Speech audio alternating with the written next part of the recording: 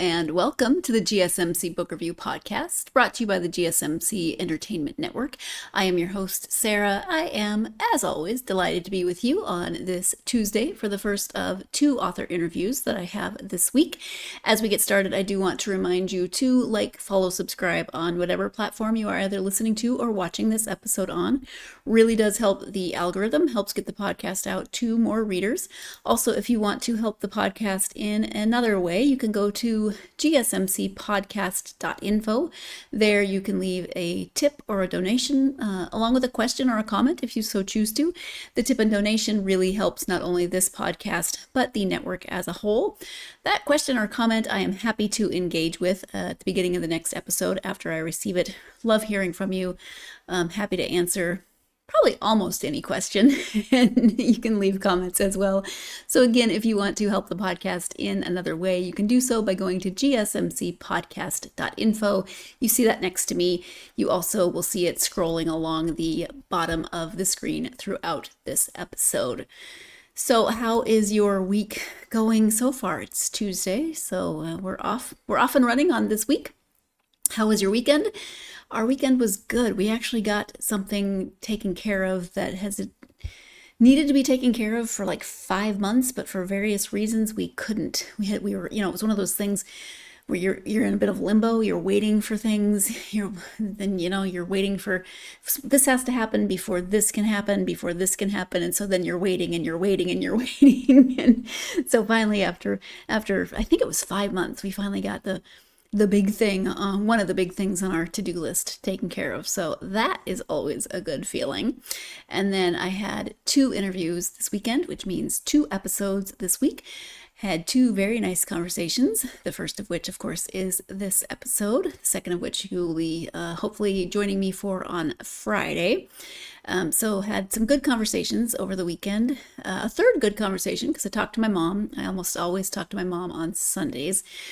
We do video calling so that we can see each other, and her video call is hilarious because it will just pan. She's the only one in the house most of the time when I talk to her. Sometimes my brother will be there or some of my nieces, but usually it's just my mom. And so the camera will just pan, and it will, like if there's other people in the room and they start talking, the camera will pan to the person who's talking. But this just randomly pans, so we make all kinds of jokes.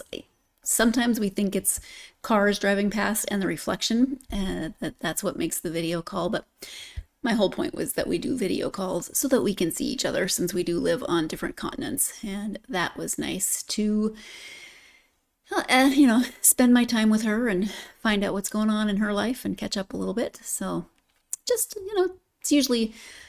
it's lunchtime for her and Sunday evening for me. So it kind of wraps up my weekend, and then right before I go to bed at the end of the weekend. But that's what I know about that. Let's talk about this week's book.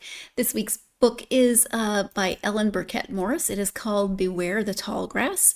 Let me go ahead and give you the description of the book.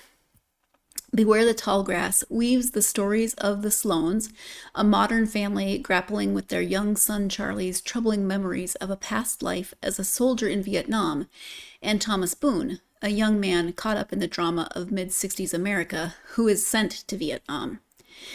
Eve Sloan is challenged as a mother to make sense of Charlie's increasing references to war, and her attempts to get to the bottom of Charlie's past life memories threaten her marriage, while Thomas struggles with loss and first love before being thrust into combat and learning what matters most.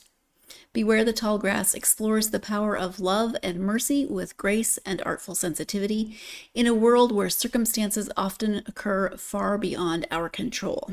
So that, as I said, is the description of Beware the Tall Grass. You probably gathered from that description that it is dual point of view and dual timeline.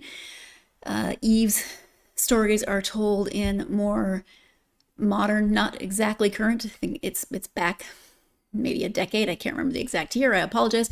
Set in the Washington, D.C. area. And then Thomas's timeline and point of view are from the 1960s, first growing up in Montana and second in his time in Vietnam. And for me, we talk about this a little bit, but If you've been listening to the podcast for a while, you know that I grew up in Montana, and I actually went to school in Missoula, which is where Thomas is from. I went to college in Missoula. It's 75 miles-ish from my hometown. So when I picked up the book and it said something about Missoula, I was like, wait, what? It's just not a word that you often see. And so I get excited when I see it. But a little fangirl moment for my Montana roots. But let's go ahead and start the conversation with Ellen so you can hear more about the book. Again, it is called Beware the Tall Grass, and the author is Ellen Birkett Morris. Hello, Ellen, and welcome to the podcast. Hi, thank you so much for having me. Thank you for being here. I'm very happy to have you. Excited to talk about your novel, Beware the Tall Grass. But before we get to the book, if you would take just a moment to share a little bit about yourself, that would be great. Absolutely. I live in Louisville, Kentucky. I'm a multi-genre writer, so I have a couple of poetry chapbooks, a book of short stories out, and then this novel. And I also do freelance work. I do author interviews for the Southern Review of Books and for authorlink.com. And I am a part-time media consultant for the Kentucky Foundation for Women, which supports feminist art for social change across the state. So Oh, a lot of exciting stuff happening in Kentucky that yeah, you might not know about. yeah, lots of other tangents we could go off and talk about just from Yeah. that. I will say, do you have a preference when it comes to being the interviewer or the interviewee? It's good either way, really. I love talking about my work, in the hopes that people might discover it. So I'm always glad to do an interview. Yeah. Yeah, it's just a little different though, isn't it? Oh, it is. Yeah. Yes. Well, the book, like I said, is Beware the Tall Grass. It is contemporary and historical fiction, dual timelines and dual points of view. So can you give an overview of the story? Yeah, absolutely. It's the story of a mother whose very young son has disturbing memories of having served in the Vietnam War, and contrasting. And so her point of view is her attempts to unravel what's happening with this boy that she loves very much, who she hopes she could give a perfect childhood to. The other point of view character is a young man named Thomas who grows up in mid-60s America in Montana on a ranch, suffers a really deep loss, signs up to go to the Vietnam War, and then subsequently is really challenged by what he finds there. So I alternate between Eve and Thomas, and the mystery being, what is the connection between Charlie, Eve's son with the memories, and Thomas, the soldier, who's living out the actual experience of being on the ground in Vietnam? Yeah. So there you have a bit of an introduction to the book itself. We are going to take our first break, but it's dual timeline, dual point of view, as I mentioned at the beginning. So that really does give you that juxtaposition between Eve's story and Thomas's story. Eve and to a certain extent Charlie, because he is a large focus of the book, his experiences that Eve is trying to figure out what to do with. But they're two such different people. Eve, a young mom, modern, more modern era, trying to figure out everything that involves with first-time parenting. Thomas, a very young man who is thrust into a situation he's absolutely not ready for, unprepared for, and it definitely makes for different, interesting juxtapositions between those two timelines and stories. But let's go ahead and take that first break of the episode. When we come back, Ellen will be sharing her inspiration for the novel. Stay tuned. You are tuned in to the GSMC Book Review Podcast, and I will be right back. I feel like I'm losing my mind. Is everybody in the world blind? Please, Lord, give me a sign, a sign. I feel like I'm losing my mind. Is everybody in the world blind? Please, Lord, give me a sign, a sign. I wanna be the greatest. Everybody on the fake shit. I look around and feel like everybody is the fakest. I make this every day and I'm impatient, hoping one day I blow up from the basement. Statement, the top is so vacant. I don't hear shit that I think is amazing. Waiting for my day when I'm playing sold out shows for 1,000 faces. Hey, give me that crown, get in my my way and to be put down. It ain't your place, all this my town. If I want that shit, then I'll get it right now. I'm losing it, the noose it fits, I'm losing shit, a stupid myth. You choose to live or choose to dip, you choose to fight or lose your grip and lose a gift. Oh, I feel like I'm losing my mind. Is everybody in the world blind? Please, Lord, give me a sign, a sign.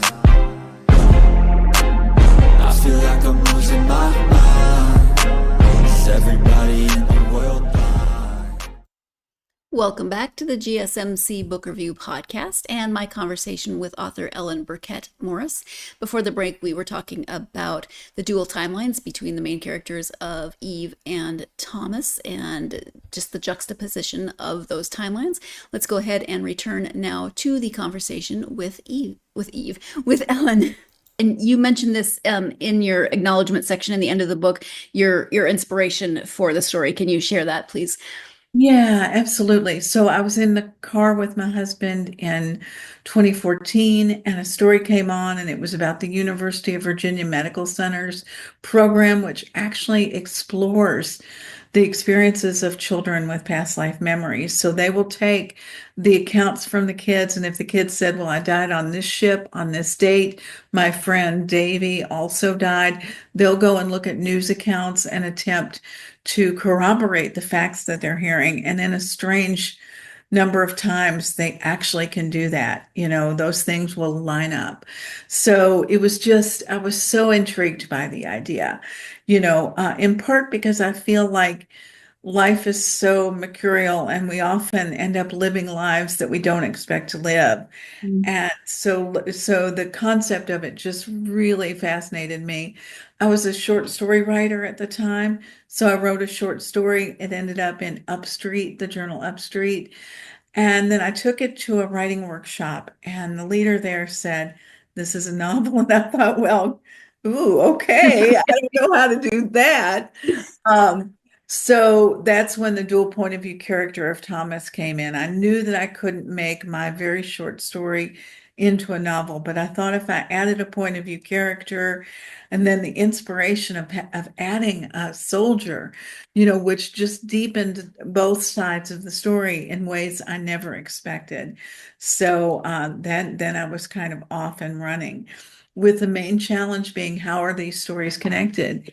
And really, I told myself when I started writing that I was under no obligation to explain reincarnation or past lives. But my real obligation was to take you on a journey with these individuals to show their experience with the concept. They're grappling with the challenges that were in front of them.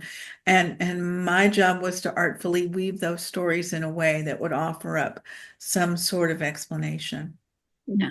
And it's I think the way you did it was great in terms of Charlie's experiences, because Eve, his mother, is really trying to advocate for him and figure out what's going on. And her husband is more like, it's a phase, he'll grow out of it. And as a reader, you can absolutely see both sides. Like, as a reader, you're really rooting for Eve because she's trying to figure things out. And she's very upset that her son is having these horrible experiences. But on the same side, you keep putting yourself in that position. Your son is 3.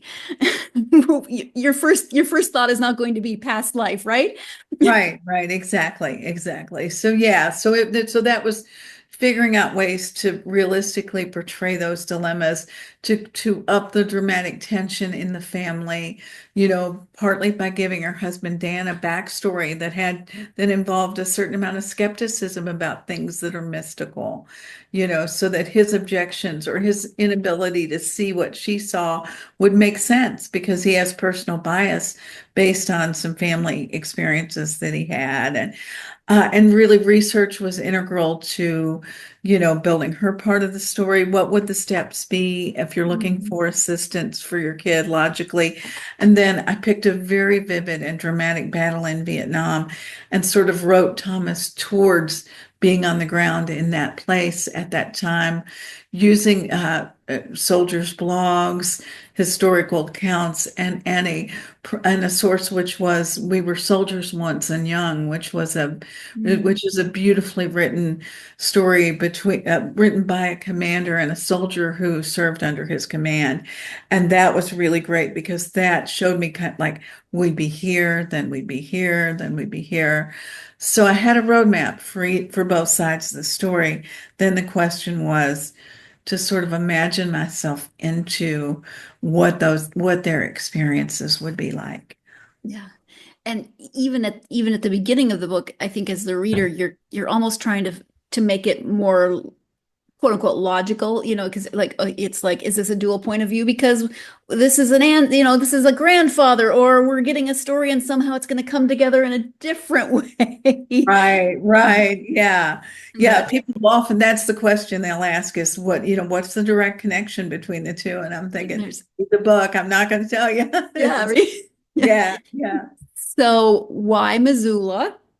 And I will just say that's where I went to college. I grew up 75 miles northwest of Missoula. So when I pick up a book and the first sentence says something about growing up in Missoula, I'm like, Wait a minute. Yeah. So Missoula, my sister lived in Missoula. She okay. ended up traveling for a job she was doing. She landed there. She was doing some lobbying work and loved it and stayed for many years. So I had an opportunity to go there. And, I just thought I was looking for something distinctly American. And, Mm, a ranch in Missoula seemed perhaps a ranch outside of Missoula seemed perhaps like the place I might want to go for that. Also, I think we think of that area particularly as perhaps being kind of isolated in some respects. mhm. So Thomas goes from this very, in some ways, insular childhood, on the farm and in his high school out into the world, into the middle of a really dramatic, really vivid battle, So he's leaving behind the peace of mountains and streams and, the kids he knows at school, and he's going into a completely different environment. So really great opportunity to see, to to test like which of his qualities are going to remain true in both environments. How is he going to deal with being tested in ways that he never dreamed of? So, but yeah, my sister is the reason for that. Yeah. And I was kind of grinning to myself when you said isolated and absolutely correct. But for me growing up, that was the big city. Ah, So, yeah, my yeah, I hometown is get it. 1,000 people on a good day. So Missoula is Sure, where you sure. go to shop. So, And for isolated, my child would have said, no, that's a city. It's not a right, city. right, I get Not a it. city. That's so great. Were there any challenges to write? I think we've covered it a little bit, but writing those dual points of view and bringing them together cohesively. And there really were, it took me 8 years to write. So I really allowed myself the time to begin to suss out the connections between the stories. I also wrote Eve Thomas, Eve Thomas, Eve Thomas. So I alternated sections so that I would try to build in sometimes unconscious, sometimes conscious echoes between her story and his story.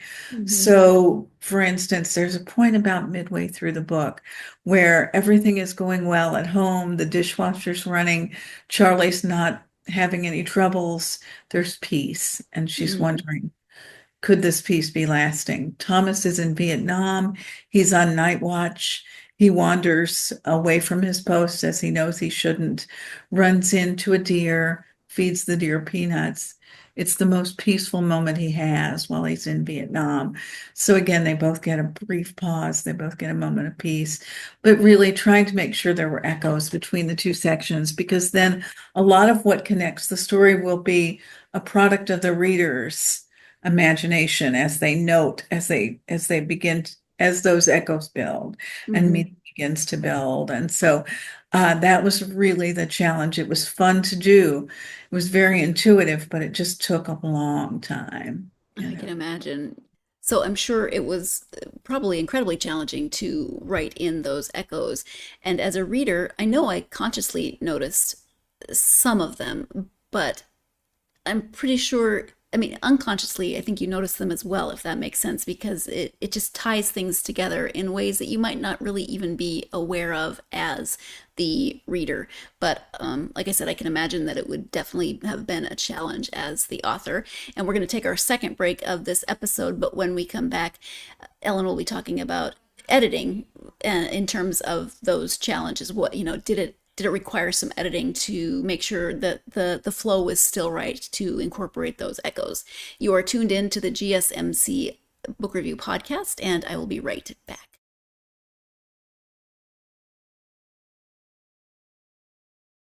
For the best and latest podcasts available anywhere, go to the podcast app on your cell phone and type in GSMC to access free content-rich podcasts on health and wellness, book reviews, sports, entertainment, relationships, social media, movies, technology, finance, and even weird news. Subscribe and download the GSMC Podcast Network's family of shows, available everywhere podcasts are found.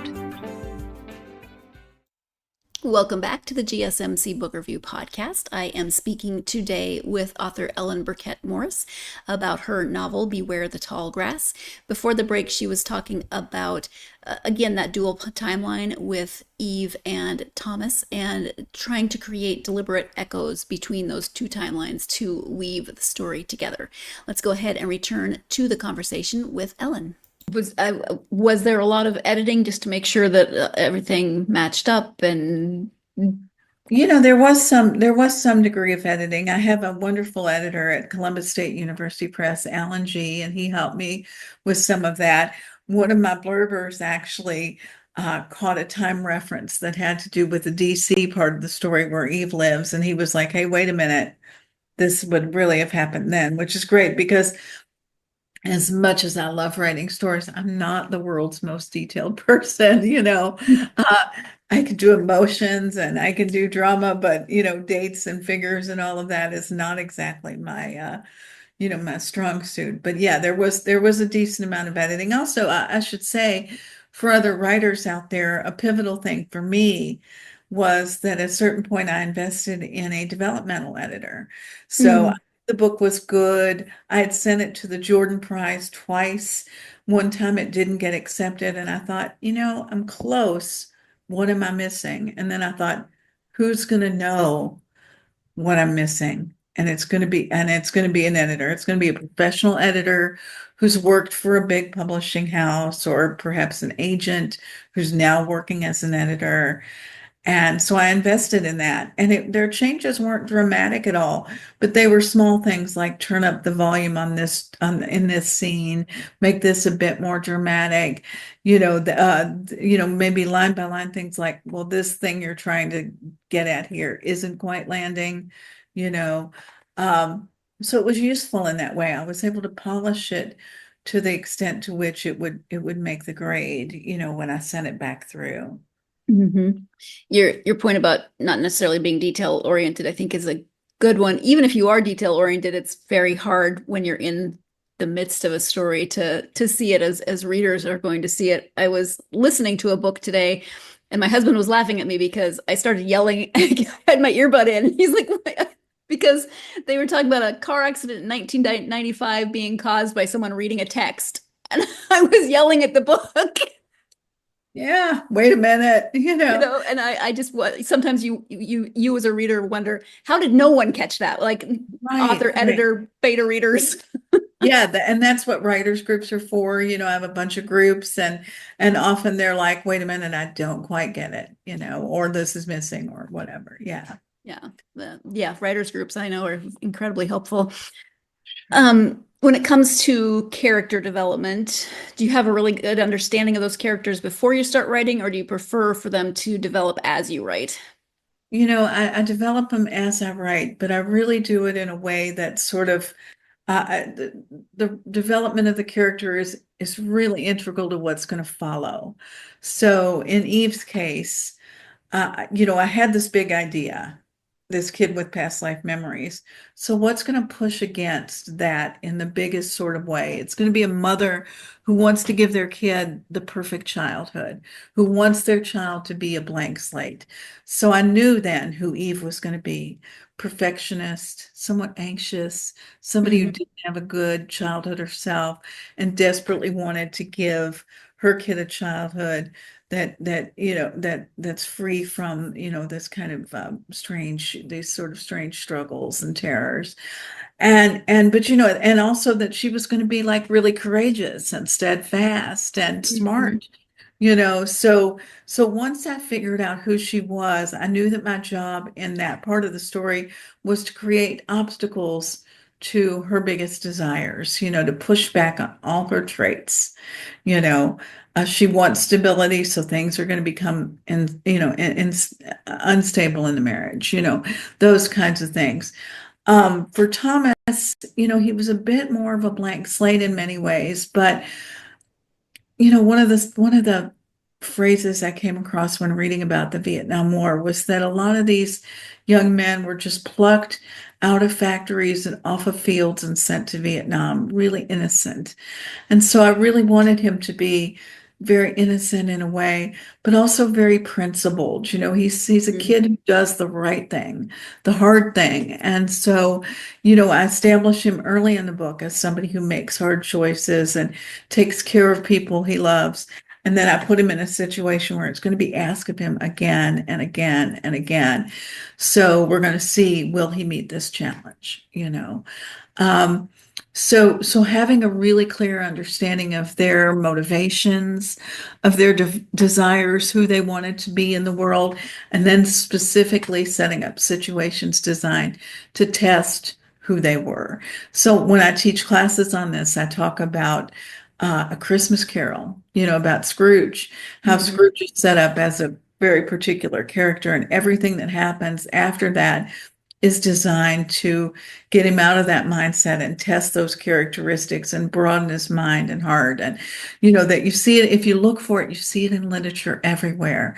And so as a writer, if you reverse engineer it, that's what you do. Who are they? What do they believe?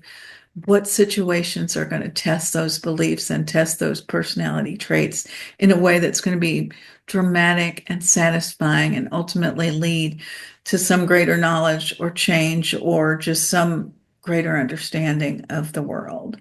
Mhm. Yeah. Um, you've touched a little bit on research. Were there any elements of research that surprised you or that you weren't expecting? Yeah, yeah. Some of it I kind of expected, like the past life forums, you'd see the kind of stuff that you'd see on TV, which is, some people are kind of scammers and they're trying to Mhm. convince people that they can connect them with their past and that sort of thing. Um, and soldiers' blogs they were kind of surprising and useful, and you could see that regardless of the conflict, like when it was happening, that there was a certain sort of mindset and a certain sense of duty and a certain sense of claustrophobia that came with people when they were in service and having to deal with the things they're dealing with. And then, my uncle, my father's brother, who served in combat in Vietnam, he was kind enough to talk to me a little bit about his experience in Vietnam. And that was the most useful and surprising in that he talked to me about the physicality of it. So how hot it was, what it would be like to be how wet your feet always were, what it would be like to be in a foxhole with, bombs going off overhead, mosquitoes, grass that would cut you as you walked through it. Really vivid details that really helped me get in a place where I could describe those physical challenges. And it's all of that is by way of authenticating detail. I think it was the writer Claire Keegan who talks about authenticating detail, all of which, you know, helps the reader feel like they're in the story and gives it all credibility in a way that not having that sort of detail, having a more generic depiction would mark, right? So he was very, very helpful. Yeah. Wow. I'm sure that was powerful for both of you. Um, Yeah. yeah. One thing that strikes me when I think about the Vietnam War is that for my childhood, it wasn't that far in the past. It was still very, very close. And then as I'm reading the book, I kept having to remind myself that it was actually, half a century and more. The end was half a century. The beginning was 70 years ago. That's, Yeah. to me, that's crazy. Yeah, yeah, it is. I know it seems I think we may be contemporaneous here because same for me. And I almost feel like, I mean, this year this book came out, Kristen Hanna's The Women, Alice McDermott's Absolution. I think and on all of these are about female perspectives in some respects. I mean, there's some female perspective involved, but I think we're ready as a culture to begin to look back and deal with it because it was just so hot a topic up Mm, until now. Now we've got a little bit of distance and people are maybe a little more willing to delve back in and say, okay, what was that? What was going on? yeah. Well, it was the Yeah. first war that was really on everyone's televisions all the time, every night. It was just a complete different mindset. Yeah. So, And people weren't used to seeing it. So we're kind mm-mm, of used to it now, sadly, but yeah. sadly, yeah, Yeah. exactly. The news coverage of the war in Vietnam really did change the way we reported on news, the way we learned about war, etc. But it's also interesting to me what Ellen was saying about the timing of writing about the Vietnam War and kind of the timing of historic fiction in general, I guess, what I could take from that conversation. And yeah, if you've been with the podcast for a while, you know that World War II books are everywhere, and that's what I can't do math right now, but less than 100 years ago. It's not yet there, but quite a ways in the past. Still, we have a few survivors still from that war. It's just really interesting the way the collective memory and the collective understanding of certain events is maintained, is altered, and how writing trends kind of go along with with that collective memory. I don't know. Not something I'd really thought about before, but very, very interesting. We're going to go ahead and take our next break. When we come back, we'll be talking about writing across genres in terms of short stories, poetry, novels, etc. You are tuned in to the GSMC Book Review Podcast, and I will be right back.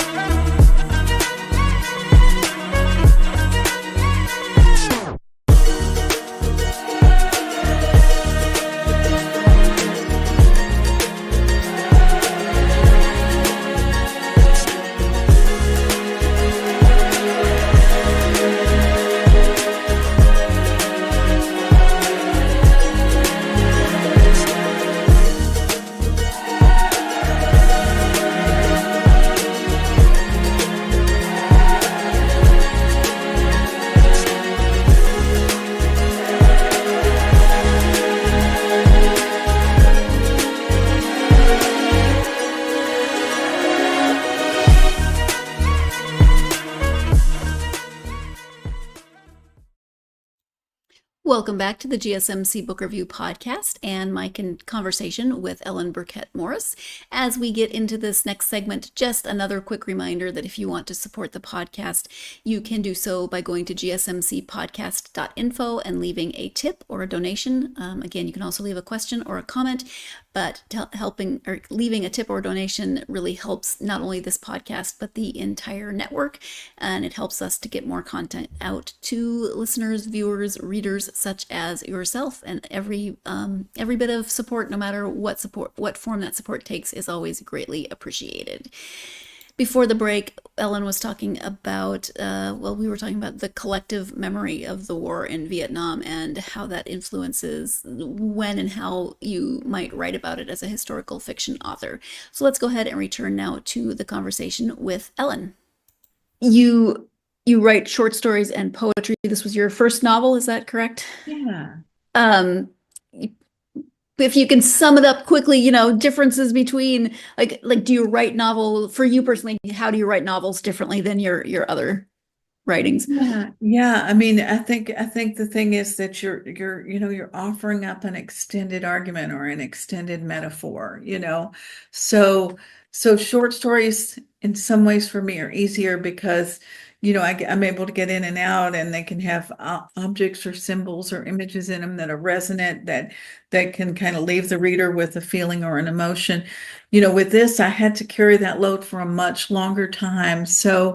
But I still sought to sort of use objects or places or embody the story. So the title, Beware the Tall Grass, you know, it's used in both parts of the narrative, and it holds meaning in both parts of the narrative, both for Eve and for Thomas. So, I do think it's helpful for writers who might be attempting to do something novelistic to have a sort of overarching metaphor or image that they can anchor themselves to as they're going through the process of doing the writing. So for me, that became that tall grass, which holds danger, whether it's a young boy who's in the tall grass or a soldier. So that helped. I'd say patience is a real part of it, and really giving yourself the time you need for the story to unfold in a way so that you can understand it. And that rush we want it to be done. We hope for perfection. I sent the novel out at many different junctures when it just absolutely wasn't ready. I even at one point acquired an agent who sent the book around, and he was not completely ethical. He was using my query letter to query editors. He didn't suggest any changes. He was kind of taking this unformed thing and seeing if anybody would bite, versus saying to me, "Hey, wait a minute, I don't think you're quite there yet." He had Hmm. for 9 months. So, I guess the other thing I would caution folks is like, give yourself time, take the time it needs to make it as good as it needs to be. I mean, I was a journalist for a long time, and you get addicted to publication. You get addicted to Mhm. wanting things to be in the world, but it needs to be ready. It needs to be right. So that for me, as an impatient short story writer, was the greatest challenge of doing a novel. Yeah. Oh, I can imagine. For your short stories, do you tend to have historical fiction, more contemporary, a mix thereof? I have a set of short stories that's just now going out of print that I'm hoping to find somebody to reprint, called Lost Girls, and those were circa 1976. I get the bicentennial, Hmm. and around the time of the bicentennial. So all of those had a very, very 70s vibe, and they were loosely linked stories set in a small town in Kentucky, all about the experience of women and girls. And a couple of those stories even went, a little further back in time. But all of them were meant to be set in the same fictional town in Kentucky. So yeah, so I did, there, particularly the 70s, I think, because of growing up then, I have well, there's a shorthand there. There's all kinds of things we all remember from that time. So I felt very comfortable setting the stories there. Now, currently I've got a collection of short stories I'm sending around that are themed around the theme of home, and those are contemporary. Those are not historical. Okay. Yeah. Yeah, I love reading things that are historical, but there's still enough in my lifetime that there's moments of, oh yeah, I know what that is. Push Um, button telephone. exactly. My last interview, we were just talking about rotary phones. Oh, yeah. So, what are you currently working on? You're querying short stories. Are you working on anything else? Yeah, yeah. I'm working on a novel. It's the story of a young woman from Cleveland whose mother has ALS. They're very, very close, and she gets an internship to go to Hawaii to study the stars. So she gets embroiled in a romantic triangle and controversy at work and a celestial discovery. And it's as light and fun. I mean, it's got some big ideas in there, but it's as light and fun as this one is serious and dark. So, yeah. Yeah. Serious and dark, but there's a lot of light and hope we woven through it, though. I think that, Thank you. Yeah, and some humor, I think, yeah. periodically. Yeah. So, um, you've been a journalist, so you've written in a few different capacities. Did you always want to write, or how did you decide? And how did you decide to write for publication? Yeah, I always wanted to write. And, I still have a thing I wrote when I was a kid that's online paper bound with ribbon, but the truth is I was really afraid to be a creative writer. I was afraid to be bad at it. So Mhm. I stalled and I did journalistic writing. And I'm working for the business journal locally, and I'm writing about buildings and square footage and all that. And it was just soul killing, honest to God. And I thought, if I'm ever going to do this, I've got to give it a try. So in my mid 30s, I started to try creative writing. I started writing for kids. It was so challenging. Like, children's writing has to be so perfect that I thought, I don't have the chops to do that. So I started writing poetry, wrote a lot of bad poetry, wrote some decent poetry, got some published, ultimately published a couple of chapbooks of poetry. One's called Surrender and the other's called Abide. And then worked my courage up to do short stories, began to get publications there.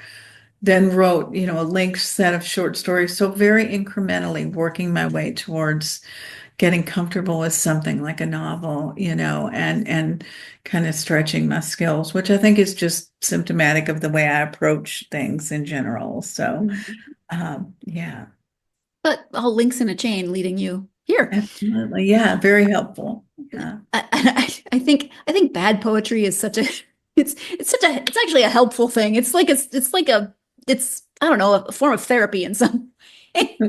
Absolutely. Yeah. Um, Dreams of it. you've mentioned a few things that you think are beneficial to other writers, but what other piece of advice would you give for aspiring authors?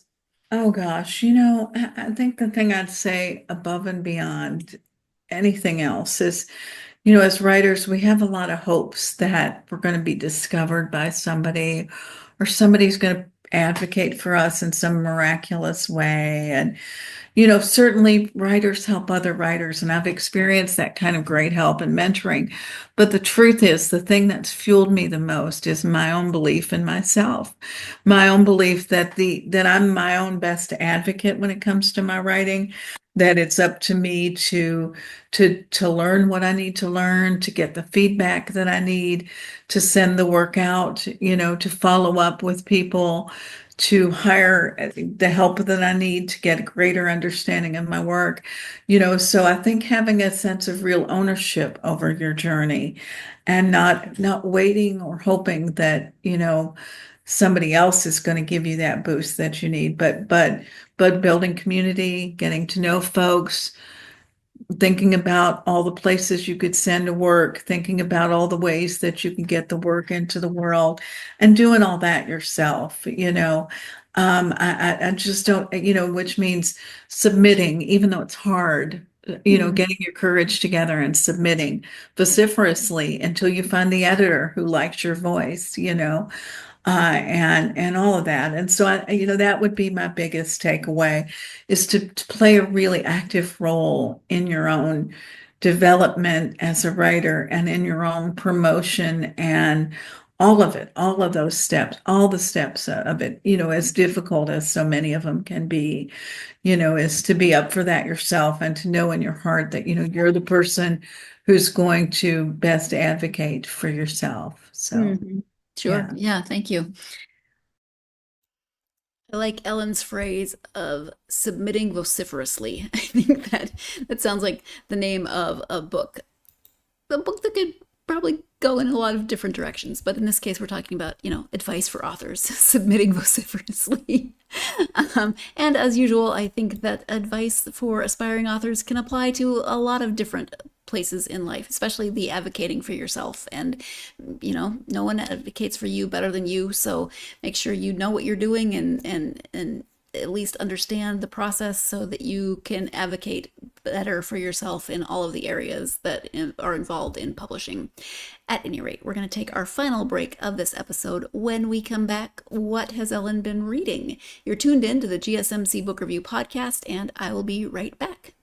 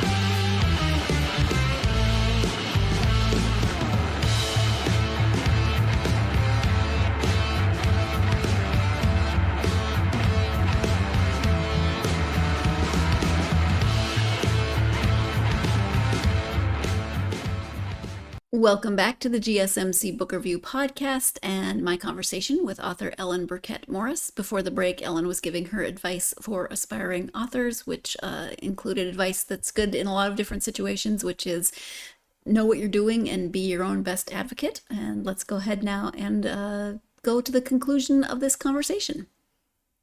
When you take time to read, just for you, not necessarily for research or anything else, go to authors and genres. Oh gosh, yeah. I read a lot of contemporary fiction written by women. So Elizabeth Strout is a huge, huge favorite of mine. I love her. Lily King writes beautiful stuff. Right now I'm reading Claire Lombardo's latest. I can't think of the title of it, but I like is it Louise Penny, the one who writes the Armand Mosh mysteries? Yeah. I'm very excited to get my hands on her latest. I'm currently reading Ina Garten's autobiography because I love to cook, and so I'm really interested in her story, her kind of origin story. Also, I've enjoyed the work of a woman named Deanna Rayborn, who wrote a book called Killers of a Certain Age about female older, like women who were in their like early 60s who were on a hit squad together. It's really fun, and that sounds made up, and yet. Yeah, and it is. It's total fiction, but it's really fun. That was her first book. Her second one's coming out in April, and I've got an advanced copy of that. And so they're making their way through Europe, again, doing more hits and all that. Again, as far away from my own existence as possible, but kind of amusing, It feels wrong to say I love it, but yet I love it. Yeah, I love it. Yeah, here we go. Killers of a Certain Age. So here we go. Yeah. Oh, thank you. I asked that question knowing that never in a million years am I going to be able to read all of the books that everyone tells me about, but I still like to hoard them like, a book dragon. In terms of, if you want to know more about you and your works, I know you have a website, so share your website and any social media you're active on. Yeah. So that's ellenbirkettmorris.com. You'll find links to all my stuff and links to events. I really need to update the events page, so don't pay too much attention to those things that have already passed. And I'm on Threads, and again, it would be under Ellen Birkett Morris. I'm on Instagram at the same name, and on Facebook, I have both a personal page and a writer's page. So I believe that's Ellen Birkett Morris Writer. And I just deactivated my Twitter, so you will not find me there. Yeah. All right. Do you have a newsletter or anything that people can don't, I'd really rather spend my time writing fiction than doing that. Yeah. Understandable. Yeah. Ellen, is there anything that we haven't talked about that you wanted to make sure that you highlighted during our time together? I guess if it's okay to do, I wanted to hold the book up. The cover Yeah, is so beautiful. It it was is beautiful. designed by Peter Andrew Selgin, who's a writer himself, who's got a book that's just out from Regal House. He's a graphic designer and a writer. They had me give him text, and he came up with that, and I couldn't have been happier. So I did just want to make sure people knew what it looked like in case they came across it. And other than that, I feel like we've covered a lot of great ground. Right. Well, thank you so much for taking the time to talk to me, not only about the book, but everything else. I really appreciate it. Thank you so much. It was lovely. And thank you once again to Ellen for joining me to talk about Beware the Tall Grass and writing and life in general. As always, I am greatly appreciative to all of the authors who join me on the podcast. And it's always fun to meet a new author, someone that I haven't read before, and just find a really compelling novel such as this, because it's definitely a concept that I had not read before. Obviously, dual timelines and dual points of view I've read, but the idea of the past life, it's not new. You've maybe read novels before about this subject, but the way she presented it and the connections between Thomas and Charlie and Eve and those echoes that she talks about, and also some things that we didn't even talk about in terms of Eve and her husband's families and those situations. We covered that a little bit, but then also Eve's relationship with her mother and her best friend also play some roles in giving a lot of that backstory. And just there's a lot of different layers and nuance to the story, and it's really, really well told and very well written. And so if you are a fan of historical fiction or dual points of view, or just a unique concept and maybe something that you haven't read before, you should definitely check out this novel. Again, you're going to hear me say it a million times over the next several weeks, but we're getting into gift giving occasions, and you might want to give someone a really good book, and this might be that really good book. Maybe that someone is you and you want to gift it to yourself, but definitely check this out. And also her short story collections, some of her poetry, maybe that's more your speed too, so you have another author to check out if you are a fan of either of those genres. So thank you to Ellen, and thank you to you. As I mentioned before, this is my first of 2 episodes this week, so the next episode will be coming out on Friday. I have another returning author this week. This is Kevin's 3rd time on the podcast. Kevin Moore will be joining me. The first 2 times we talked about the first 2 books in a paranormal kind of horror-esque series with a main character called Jack Kelly. We're switching gears. So not only is he my second interview of this week, he's also the second Christmas themed interview to grace the podcast this year. So I need to double check, but I think I only have 2 Christmas themed books that I'm talking to the authors of this year. So this is a collection of short stories, all with Christmas as a theme, but also there are some other themes and connections between those stories. So please do join me on Friday's episode to hear this conversation with Kevin. In the meantime, if you are a fan of this podcast, here's my weekly, or twice weekly this week, pitch. If you're a fan of this podcast, please do help out the algorithm by liking, following, subscribing on whatever platform you're either watching or listening to the episode on. Again, it's really helpful, as is leaving a positive review. That does not have to be complicated. I say it every week because I'm an overthinker. Don't overthink it. It doesn't have to be complicated, but it really does help the podcast. And I'm greatly appreciative of getting this podcast out to more people. So thank you to those of you who have already liked, followed, subscribed, and left that positive review. Very, very appreciated. Thank you. Do that for your authors as well. If you read a book that you really love, get that positive review out into the world, because it helps other people find those books and it helps authors. If you are on social media, you can follow the podcast on Facebook, X, Instagram, and TikTok. Again, I love hearing from you, so come hit me up and tell me all of your bookish thoughts. I hope that you are having a really great week. I hope that no matter what this week has given you or will give you, that it tries to give you as much time as humanly possible to get yourself lost in a good book. Thanks, and I'll see you on Friday.